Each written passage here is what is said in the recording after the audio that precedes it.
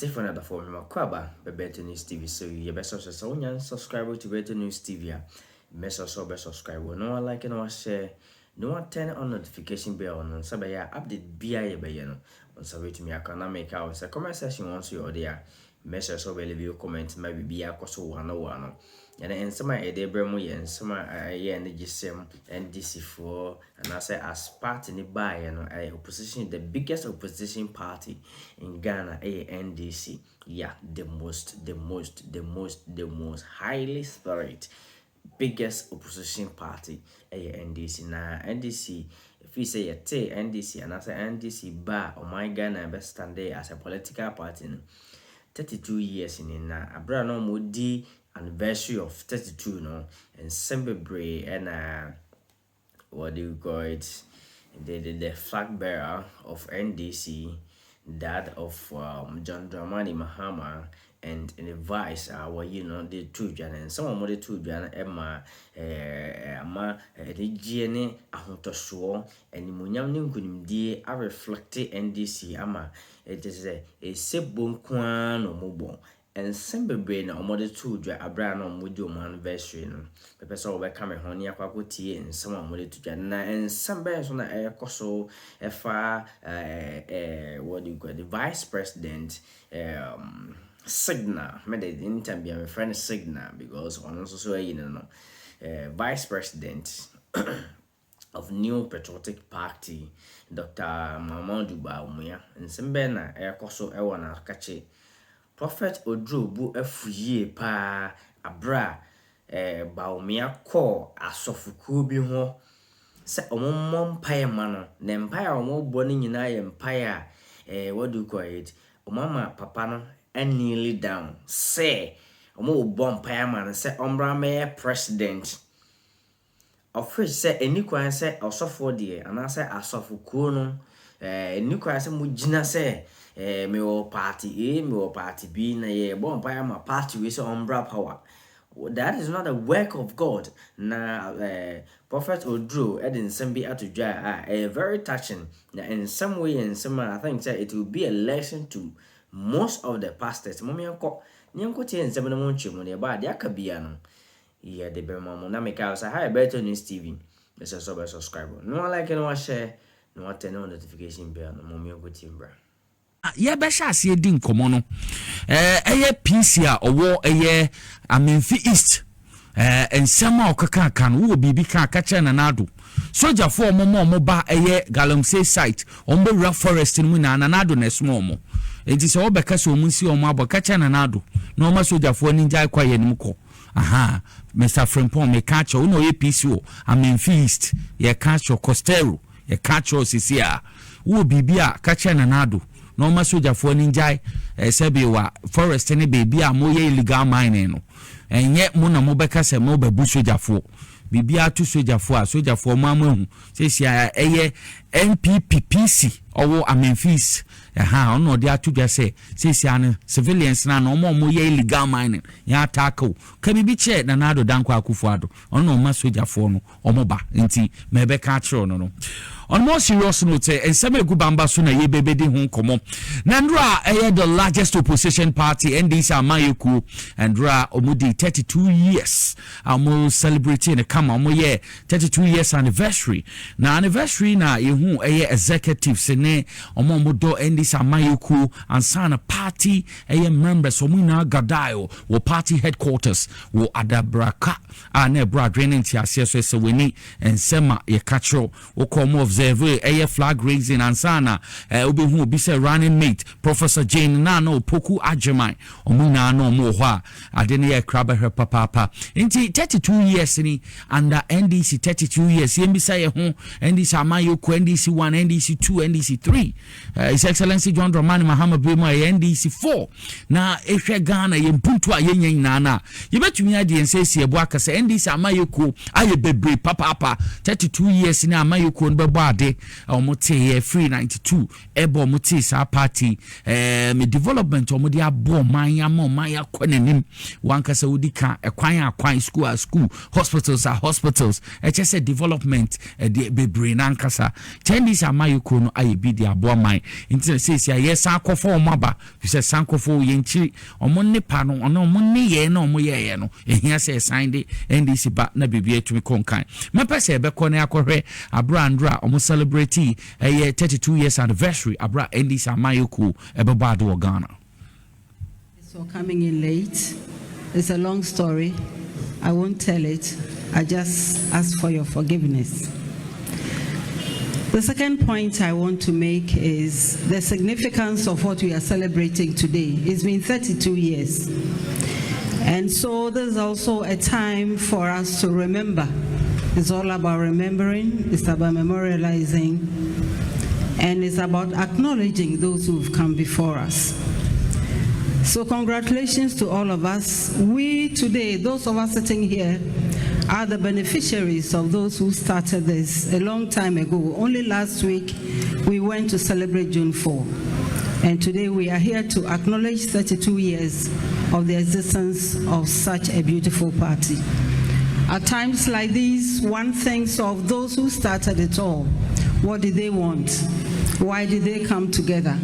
Why didn't they say PNDC, this is enough, we are out of here? They didn't because they saw that the nation needed help and they stayed the course.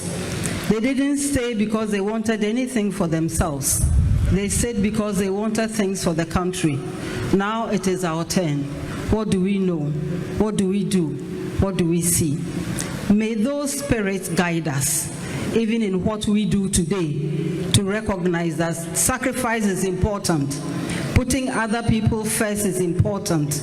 In the history that Honorable Actor told, we heard of a woman who simply collapsed because her health just failed her. Those are also our heroines. And it is not for nothing that we always see the tomb or the grave or the symbol of the unknown soldier, because there are so many people who also come on board, who give of themselves, whose names we may not even remember, but that is not what matters. It is what the significance of the legacy they have left that brings people together and keeps the flame burning. So we need to remember all of them, their families, their friends. This woman who collapsed, I was sitting there asking myself, did she have children? Who told them the story? Where are they? What is going on? So we have a job. We have a course to ensure that we are doing things that inure to everyone. And the final point that I want to make is the circumstances in which we are now. This is Ghana, or is it still Ghana? Are we still in this country? At what point in our history did we hear of anybody dying because they were simply going to write their names? How did, as Achebe will ask, how did the rain, or where did the rain begin to beat us? Where did things begin to change? And where have we all been? Chairman was talking about voices of conscience. It's all of us. Those who made themselves the voices of conscience, why have they failed us? Where are they? So things will have to change. The country will have to be reset. And it will be reset and stay so that we stop this back and forth and back and forth. A group comes to clean, another comes to destroy. And then we go back and back. I mean, how are we making progress as a country? So we need to reset, we need to change, and we need to ensure that we are staying the course. That things are no longer coming back because we don't have forever. Nobody is a cat. The cats have 9 lives. We have 1. And we intend to use that 1 life very, very well to the interest of all. Congratulations to all of you, especially to the local group, the local committee that has put this beautiful program together. May God bless us all. May we all stay focused. May we all know that 2024 is not a cup of tea, but we have a history, we have examples that tell us that this too shall pass. No shaking. Enti Professor Nana Jeno Poku Ajemaina yete nka ode ensem editu dwa abrandra NDC make 32 anniversary a party ne beboade the largest opposition party ensem bebre na prof de tu dwa abra odi bendwa na no kasa no o se ye hwe eman Ghana maman ne kone ha adwene but ye be hia se be sense ye dedam biom die ntia wo hwɛ nneɛma NDC aban ayɛ wo hwɛ e-blocks projects ahoro hospitals ayaya MPP on my adansa aban ba no no so okoye ne de wogye ni negu ho ɛda me kwa beti femere hoi His Excellency John Dramani Mahama nyame nim se wo wadwen papa wadwen mu fitaa de ma my Ghana where you yem se wo ma Ghana fa no ntoma pefra me kohwe Abestifi Hospital where we say genset generators bibiasi ho pro me re hoi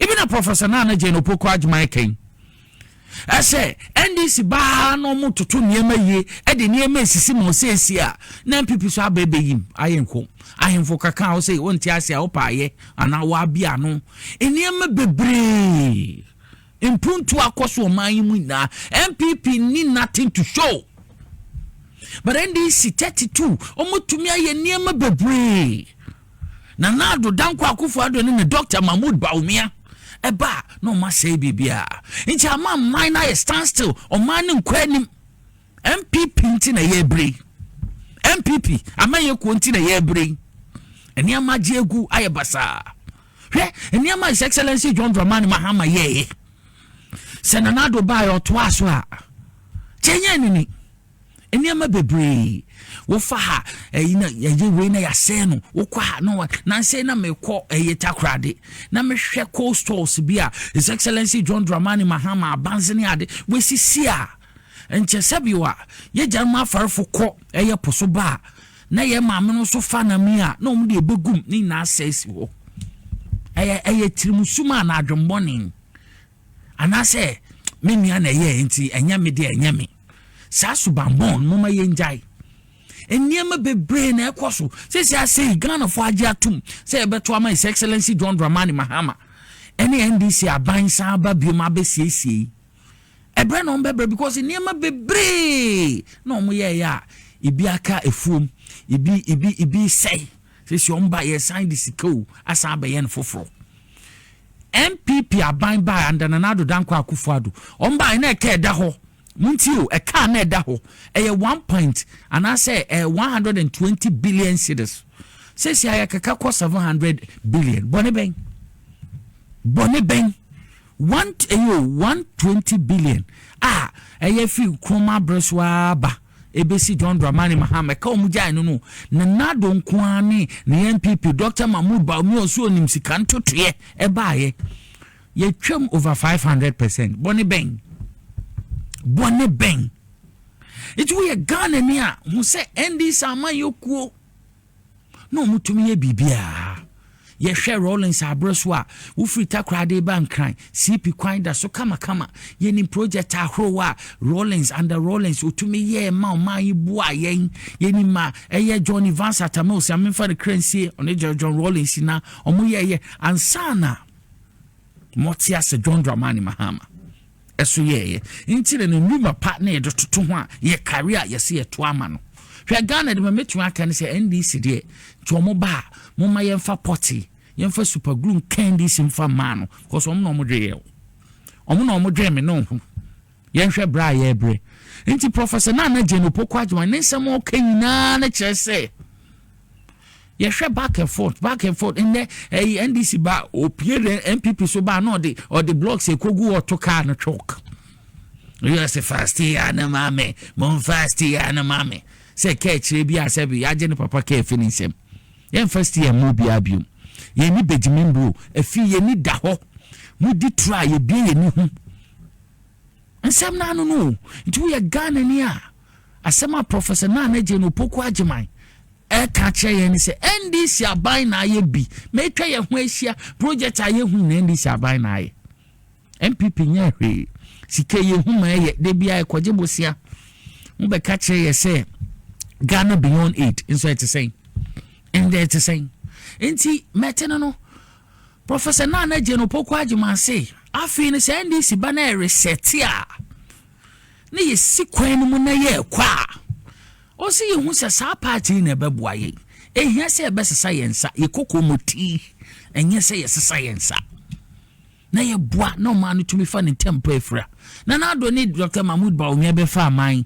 omuni akoyechi be 50 years omoni akoyechi be 50 years na akohwe no tro on the omfa no kwa de bi omka but enye ni Benjamin nto ka ya na yakore na se he tro no mudi omo be ka che so omo ye tracker be 70 project e wo mi na adwo mahama ti de tracker mu ye hu de da ye fanfa didi hu ka budget ye ka kire wa esusu nkuri ti betumi e de school down be 20 e de aboa man mo si ya ye mistake nti mame 24 abra wo hwe me ana wo tie me ne se 32 years NDC nya ye de mo mu biema ye ma omun koso ntena so na man ko nanim se MPP ni bibia de maye metedo no ye twansam so na ye kwaye ni ma minority caucus a omo parliament inde so omo ye press conference nko na press conference a omo de tu dwane na ye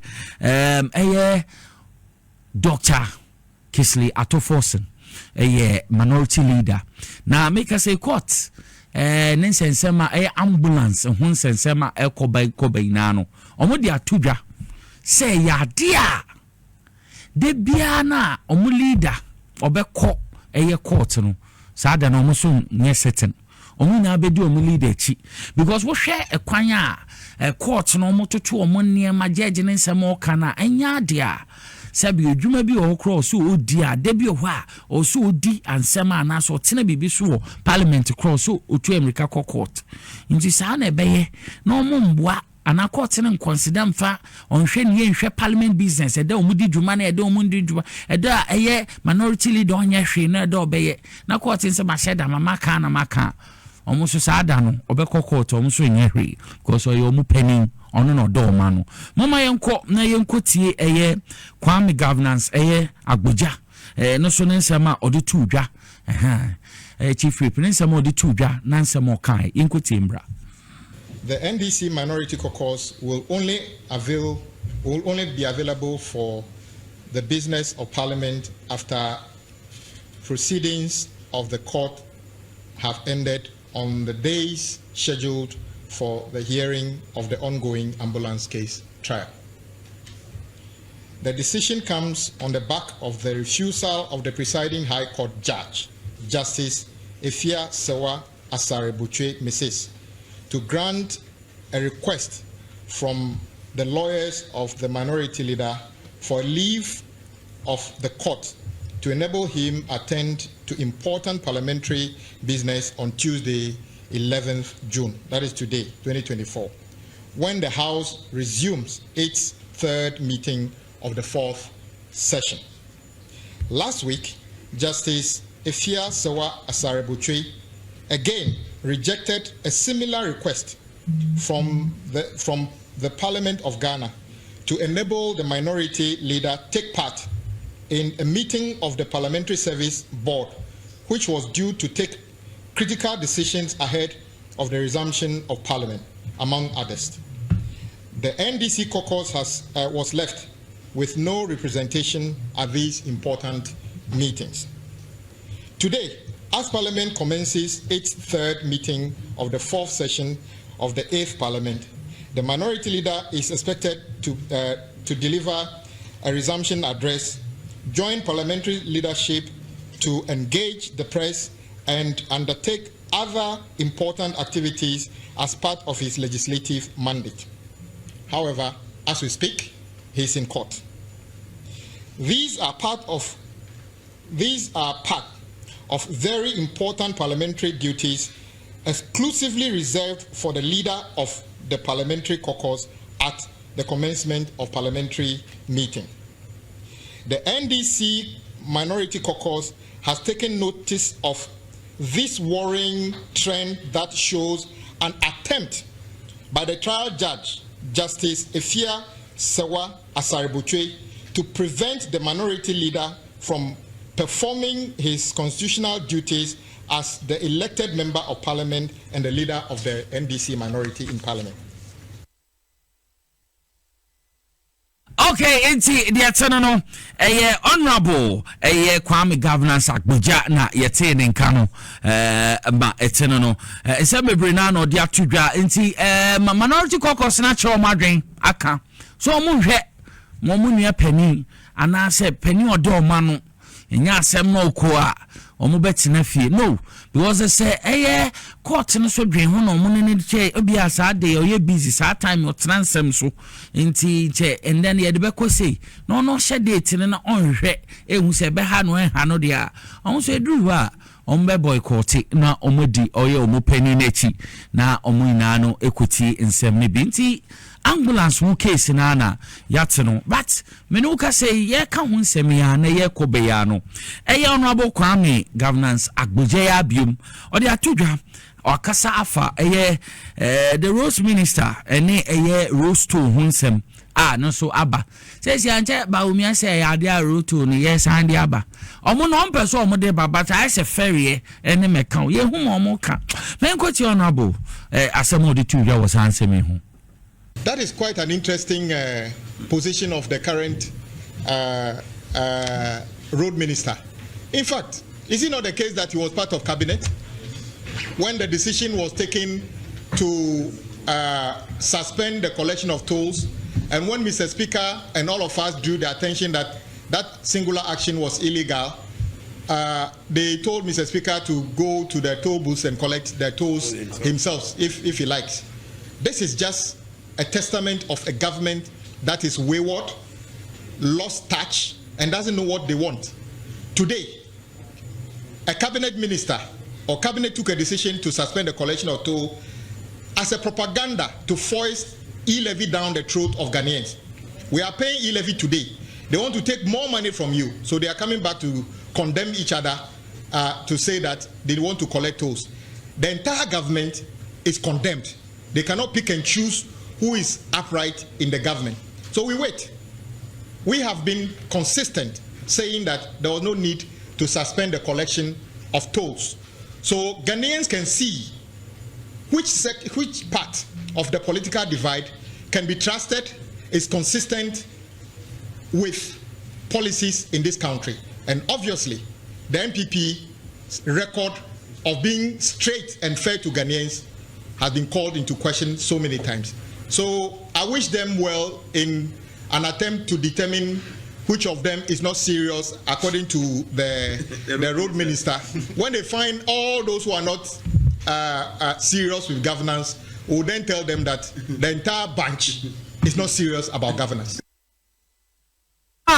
Honorable Kwame governance akboja odi atudwa no wo hwe ma amambu ya nanado danko akufuado ene Dr. Mahmoud Bawumia omama amambu na kwaye ayese concert road minister nsema wo bia wo ye cabinet member nsema omukeke na ya asema wutia na wasrebi no bi senti wemu na ede ma ya hye omunsei ha adwini ye paawo ha adwini ye se enema bia omusi ye no masebiwa abakasa abano kra na say yemu man efu to bia boss mebubi aka che se me de pobe kokumase enche umoma ade na yefu momu hu to bia ka mo ka ibi no wo hwe na ado ne Bawumia amambu ya yesere amambu amambu bia yesere keke anyway ya to aso no na ye kwa yenim no Prophet Kofi Oduro tie ana yesa na oka no o si tie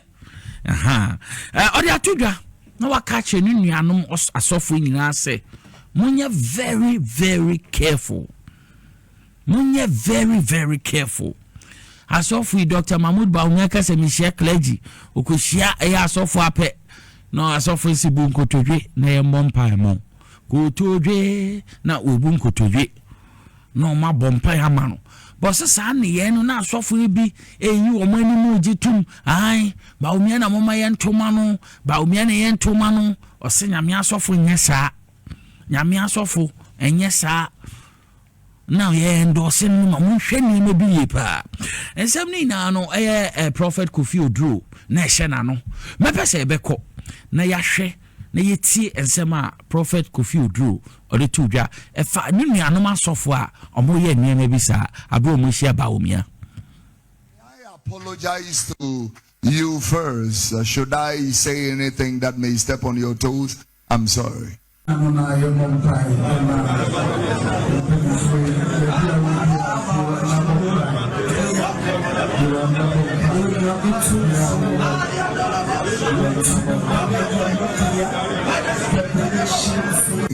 When last Sunday or someone sent me a little video and I saw a section of our brothers and sisters and they were with the vice president praying over the vice president of Ghana to become the next president of Ghana.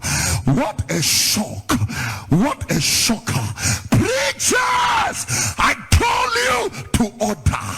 I told you, don't sell the grace, don't sell the dignity of the glory of God. You are like a father. You represent the father. You don't take a side. Don't support one candidate over the other.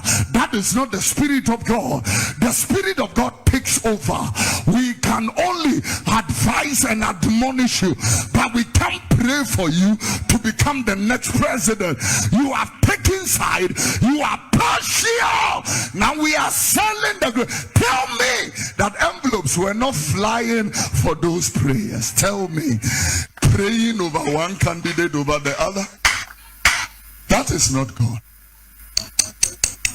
You see, you are trying to create problems for yourself, because then some of us will become your enemies. That is what is going to happen. You are very interesting people. The real fathers of the land are seated. The real mothers of the land are not praying over anybody. You people have just jumped into conclusion. Wait until the people of Ghana make a decision. Then we will know where those prayers end. They are very interesting. When the church loses it, and I'm saying this to our fathers, when we lose our voice, there will be no peace. The church is the voice of order.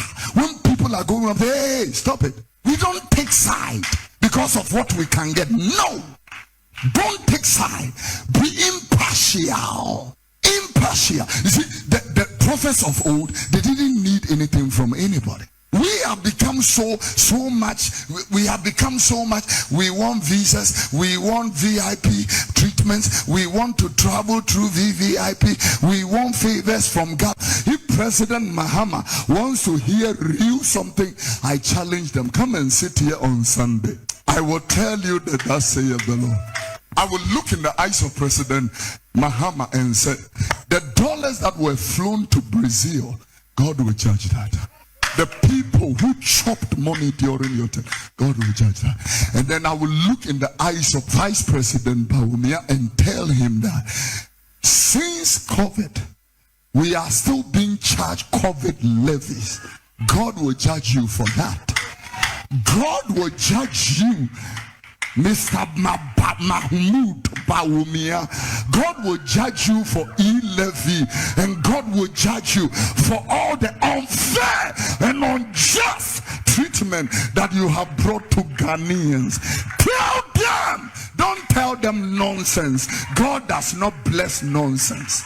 This is where we can have the boldness and tell leaders, yeah, the people who killed JB Dankwa will pay a price. Tell them. Tell them, yeah. The people who killed the judges will pay a price. The people who killed the generals will pay a price. Tell them all the petty political vindictiveness that killed JB Dankwa in prison. All the people who masterminded will pay a price. Same as the people who killed the 9 people at Chetechimai South. They will pay a price. If those children were a minister's children, the story won't be the same. Be fair. Be just. Do unto others as you wish they do unto you. Be fair. Be just.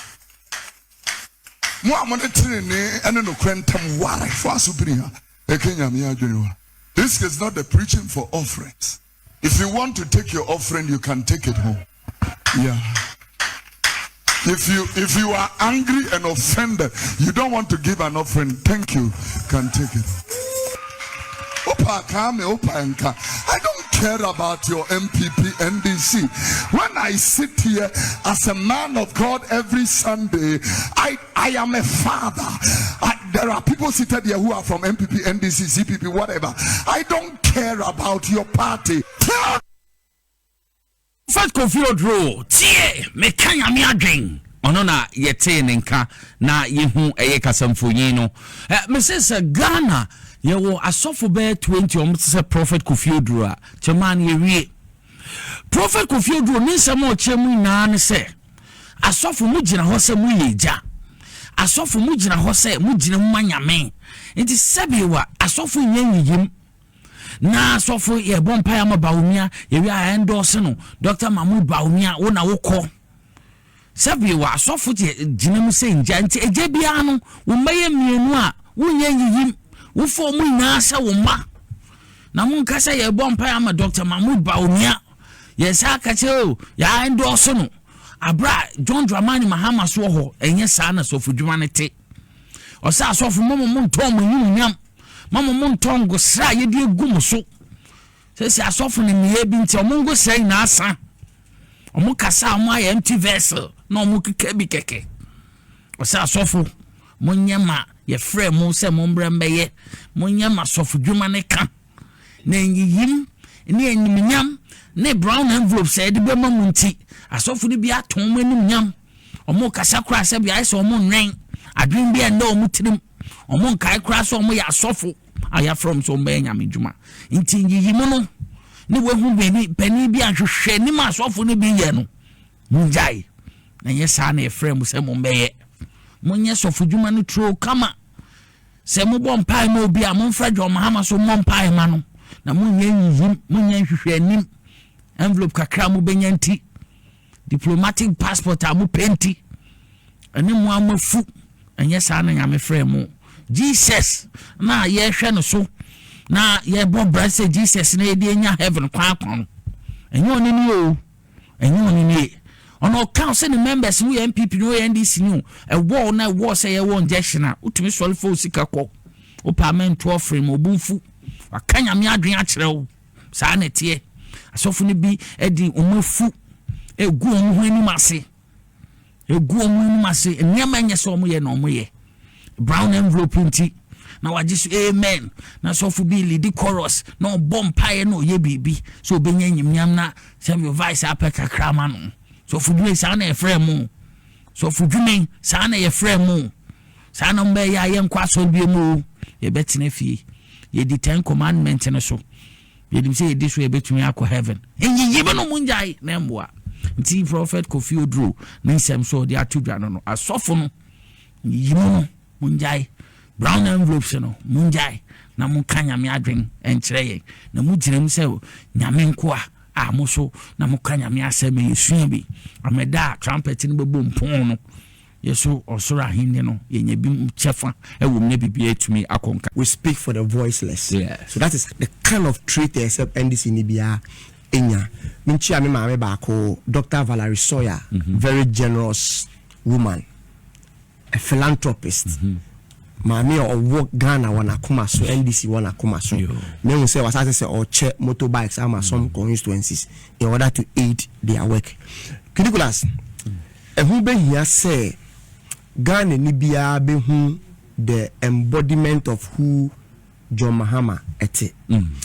Na me bia we ka kire nkofo say irrespective say aban na tete apansan oman no emre bia mekna si tie His Excellency John Dramani Mahama bia no oman me a kind of some kind of hope areshemu say sa say achia kra embuye yenu nsuo entwe ope because there is a new dawn at a friend of His Excellency John Dramani Mahama Oba last Sunday on the Ghana food in common na odabe in the conversation Mahama's conversation na because enka yen topic no me go into details meti niema ba ku mienu bi efio komri bia nkofo bi say den na odeba what is he bringing new or seeming can chira say the 24-hour economy is still on the table. Okay.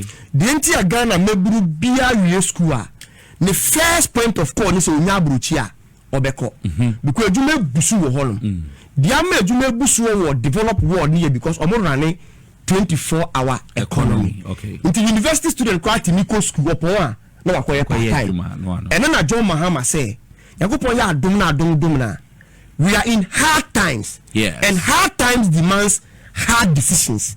Into hard decision obe taking say obe implementing 24-hour economy. Retail for be running 24-hour, agro business pharmaceutical industry, some government agencies, and a whole host of departments and institutions be running 24-hour economy. Or saying country so your bar now your boja juma or the dear friend Women's Bank ba. That Women's Bank ne botai ni na ne say it is to support your mamenum, your sisters, your aunties. Pempinu uko the traditional banker, they are battling with we the male because your door so to me be an obeko unya.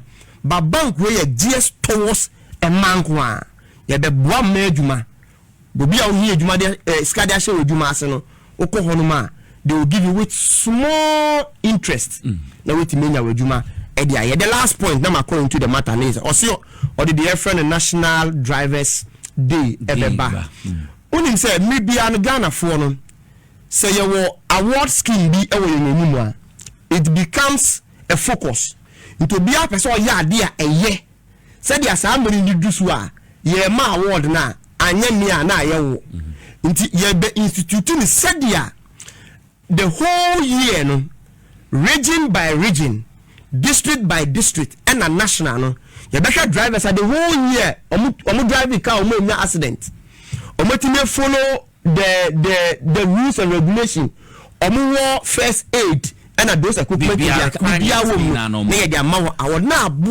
drive because they will be very very careful. Any holiday Mati say MPP for being on social media say your National Workers Day, why are we bringing Drivers Day again?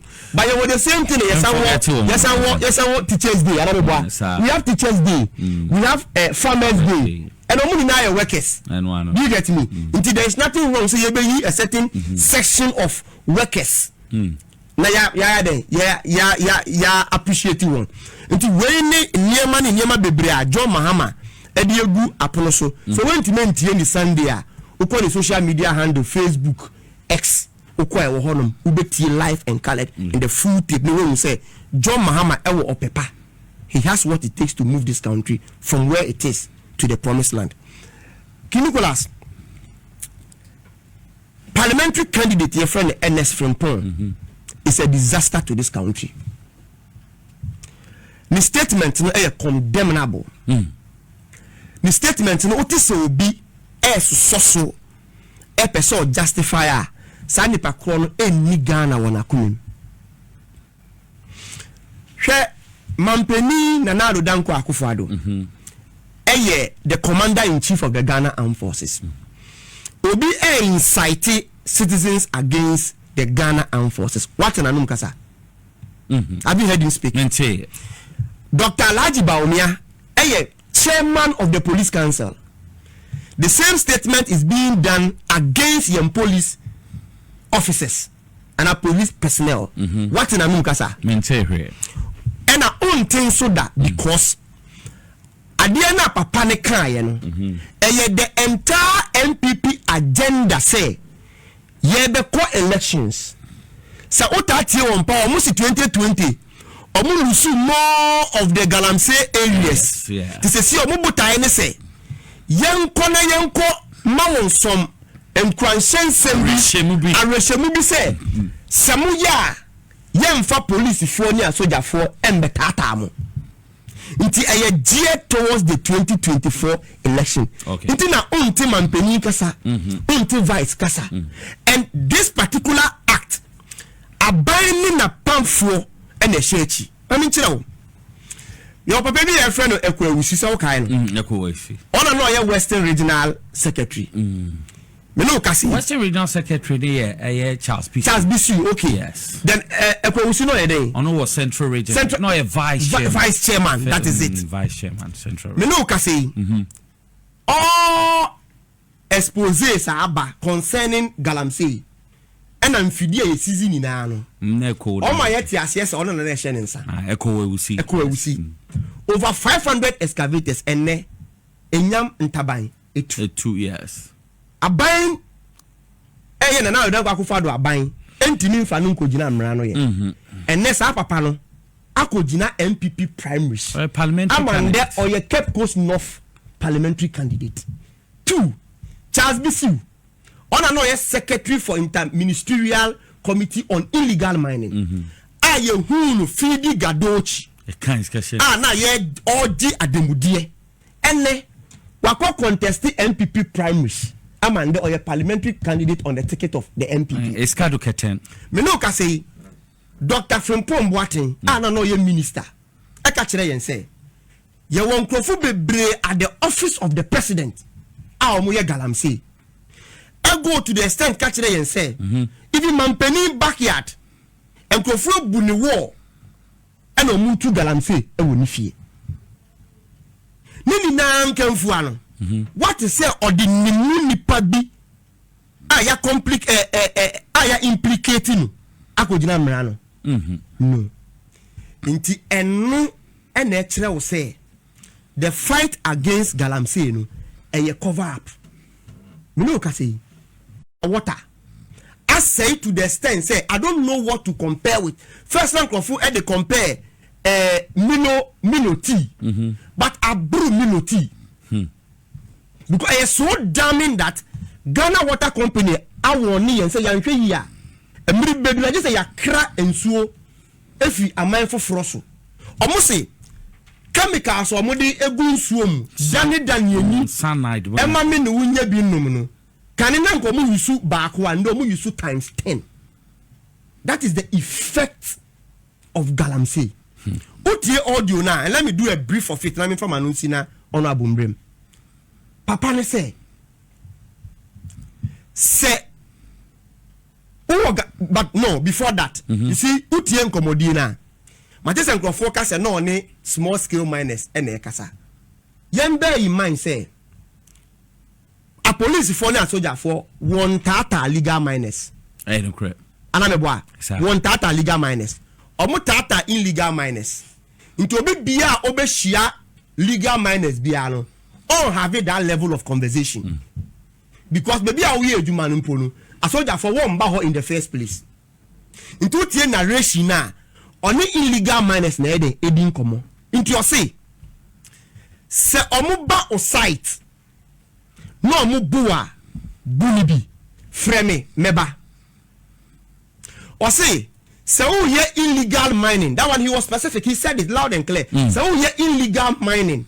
No ba bunu. Ubunu no bua meba hobi. Because to me I dey show mun sa so mun be stop you no. Ya die fiom nsem. And who told him say on a normal day young police and young soldiers don't have that power. Say or ko baby no who say obi engage in any crime. Obeti ma stop no. Aside the special purpose vehicle I establish here operation calm life and those things, the natural policing no udu baby ness will be ya dia enya emrama ho kwaso timi den stop this anipa no correct ana meboa two yan fa nimpo say obi ba ko she obi a onye police ni ba ko she police atare dia ba wo emra ben kra no wo timi di she won kutu passe. If an ordinary citizen comes to your site now say obeti me identify and say on your professional police what do you do? Who reporting no no. But you don't say bunipa no. The third point is to say or say ya man krofo omuti epuano eni nsuano a omu ekopu ekoyinam ne ba ne say na yenya ye ti gold so on person omu stop yen from mining. But we say you say adwini fiber creatima otonum ni refi say even fishing is guided by regulation. Inti anya say one pony ye jaw kekonomu yo they are being regulated because I think every October or August September close season our comes in the key case inti yes ubetimi atena gold so but emre wo ho. So you don't say the fact say uti gold so nintinu ubetu gold. And my last point, and you even so damning than all. Uti audio no say the vision is big. I say botain tia yeti ano esopa. Botain say ye jijimu ni na numbers any mudin. Na yakobie platform. Na se all site ye galamsey na obi ba. Chuhu kakra ko jina baby. Na ye voice recording na fa to platform ne so se me Ernest Frimpong parliamentary candidate for Amenfi East se me hu a an appointee ye we be hu abo MC no amane na ya ba bejew. So he careless about whether nipa na say yen sase ana or say yen suo, but because a soldier for na police for kuetia sa illegal mining no na sa nkrofo no ope omo aba so mbetro aba ma ninti no o say sa wo ye illegal mpo na ye ba freyen ye ba beji Nicholas. See, there is one point and let me end with that. O say police for beti nkrofo bi ama nkrofo no hu akuedwa e wo mo freyen, and we want to speak in favor of them. O say ye court ka o ma sem ye den Emma police for den eja won. Inti after sa incident no police for ko patrol mpo a sanko for the site won fa hobium. Inti ote hanom no se police ni ana se soldier ni ba oho na se wo ye say ya ntu hwe video na o ye illustration che se so mo ba oho na se o ka wa no tum a on be ba o site 3-5 times every week to come and take money from you. In short, a seminar Ernest Frimpong Ekaye, parliamentary candidate for Menfi East. I joined on the call by so far all security experts. Ghana Armed Forces say Semampeni ni na bedieche and Shasadi wait here. If not for the man to be arrested, they should invite the man to ask questions. But I say, Godwin Mahamana, you take the submission, Mamenko Honorable, Daniel Kosi Ashama. Honorable Yentiwe. Nicholas. Yanya Ernest Frimpong. Asemo kana me expect to say. Up to now, I should hear something from the MPP quarters. And just was standing in the name of the MPP. As a parliamentary candidate to lead a section of Ghanaians. To lead that section of Ghanaians, he's also contesting on the MPP, a party that has formed government. And the president is from MPP party. And the president is the commander-in-chief of Ghana Armed Forces. Time NDC youth organizer because how Kumasi. The NDC. And I saw that funny, and I saw that funny police force. Omuti kroma how. On my edin, Madison there and Andran on my issue statement. Me wa my dekabu so jabi dada. That's right. That's right. This is the character and the persona of MPP. And Nuna SSA because minia ansana ube contested as a member of parliament. You fill a lot of forms. And yesumase ombeye investigations about you. And by this statement, I don't know how this guy qualified. So also Mika say, I don't know the person who issued even the application form to Baumia. And so you see that the trend is moving on the same line. They don't care. Senkayo Membia, Baumia did not even qualify to get flag bearership form. And the same thing is happening here. Who is a leader? If you qualify as a member of parliament, you have to bring people together. You have to lead the youth into what, shall I say, that community or society that will be very peaceful, but they should be hardworking. And yeah, same way now. One in same or the pivot. So the pivot. Sir. Ube say. Almost your NDC phobia kasa during 2020 say dear bed, and I told the MP I thought you have learned something because you spoke a lot about it. Say NDC was campaigning at the Galamsey areas and Nunti Namalozu seat. I thought you have learned something, and you come to do the same thing here.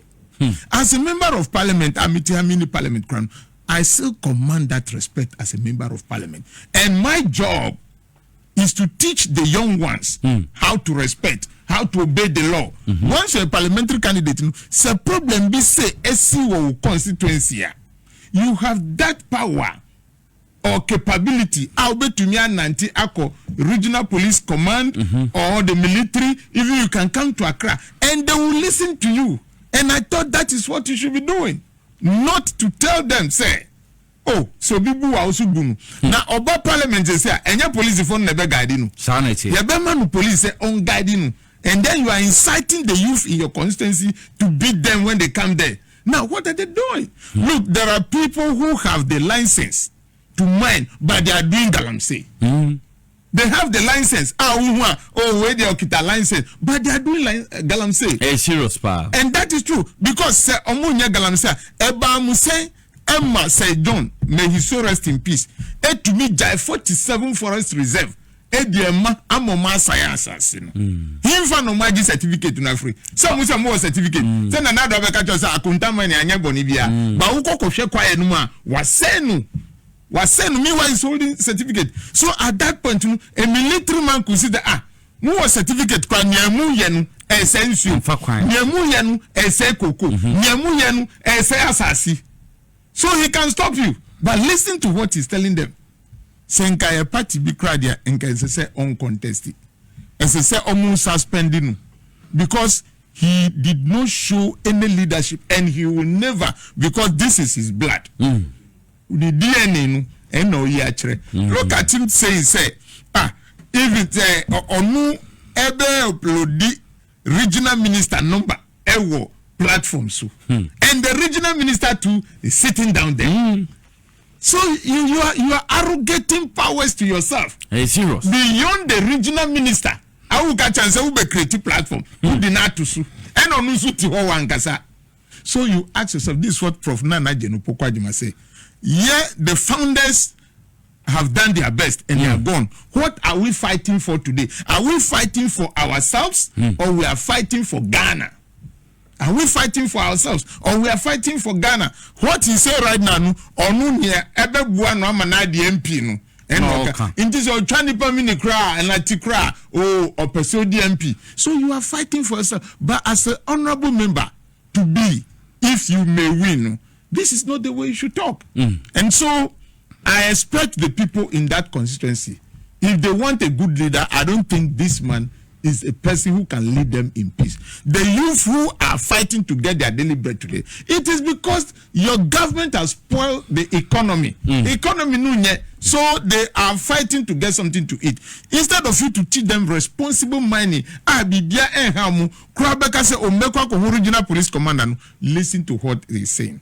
Now, because of time, Nanu Asema Prof. Nana Jenupokwadima, 32 years of NDC. Yeah, NDC are 32. Yes, because our time is Okasaye Amenayete. And he paid tribute to our founding fathers. Rawlings and all those who supported him. I cannot mention everybody's name. Yes. Omaya die. Okasembia ekamakuma pa. Se omubaye no eniamo omaye no ndenu yakoye back and forth. Ye de no to ho we are. Na MPP for ba. I am telling them omuba no ma be say no. Inne se peseyenka monumental projects in this country. NPP have gotten 32 or they are about to get 32 and we have gotten 32. Let us look at them. Mina she National Theatre one they see Rollins. Now who would tell me all the Accra City roads Rollins in all the Accra City roads onu na ye free airport sa besia komakola onu na ye free circle debate use ni nyina Rollins na ye. He did all these things in the name of Mother Ghana. Ufri hwa ube hu se Abuaje Tema plant enyo na see ye Rollins na ye onu na see ye Eddie Magana. Now he has been able to negotiate with this Vaco Fund company multinational. Sako do time say Ghana for here light. We can't give all to you. Why should Vaco alone be having this power? To say Akosombo ye generative power 70%, almost starting from 90%. Then you go outside Accra, the whole country is dark. So serious. He started moving with the rural electrification project. Sadiko Abekamia Mitiha in 1992. So he did all these things for this nation. If you want to move forward under the NDC, he has fought a lot. You remember Rawlings for his pavilion. pavilion schools are also the whole country. At the head teachers quarters, at the Kahun. You remember him for his JSS concept. While order and importing these technical school tools. And all the schools in this country. He did that for Ghana, but not for himself. No correct. That is what Prof is calling us today again and telling us to be abide by. Atamils by Accra High Court Fufronu and obesi. Let me mention them and MPP. Let's take just Greater Accra City as an example. MPP4. When you are there, they have told them, their leaders have told them to lie, especially the young one. And that is very dangerous. In Penifacture in Koda Mubande Subai Bonnie. Into Mukwa, no Mutantro. This former minister for roads. Nidil Credit say, no, close here to Butino. Amwakwata. One book a kraka okoye. 90 boys eminama. No muka ya 10,000 euro. Mu ya 10,000 euro mu. Year of fruit. Share, Mr. Purpose. Omu filia. No my measure, no my choice or my road. Grading of rough road no, laterite road no my trouble. Now they will say MPP from Brante. I don't know whether they cannot read. And they are carrying this book. Oh yeah, she books roads yeah. Number programs are no aba. That is it. And they are deceiving everybody. Look at Accra City. Hey, so usiwa bobrawa bontia anamanonia. Ukroma na ufie wa ukroma. Tise Accra no. How is Accra? If you want to talk about roads, Accra how is Accra roads? Send your tier potholes. Nanu yashe from Osuha Kodu Teshi Ananungwa. Go and see. Nanu ya na MPP for hunyansa say you be filling with gravel. I'm a traffic no airflow kakra. Time a potholes no one. We spoke with them and they refused. When you move forward, Ube say the same oil, 10 oil, aye oil was mienu. Mahama edit to ho wasasi atoabo gas edi ma MPP fo omu poster omu kukuda makotena ho sika no madi sika sama obuntumi nya sika kra enfanto gas enu nti na ye wodum so no. And NDC did all these things from Mother Ghana. And so if His Excellency John Dramani Mahama and I am Mami Prof Nana Jen Opokwadjuma say omu ba, we should have that hope. Because the 24-hour economy asema yekanu minya ekachi wono makos ko unya minya mama kae. It is for those who have attended school.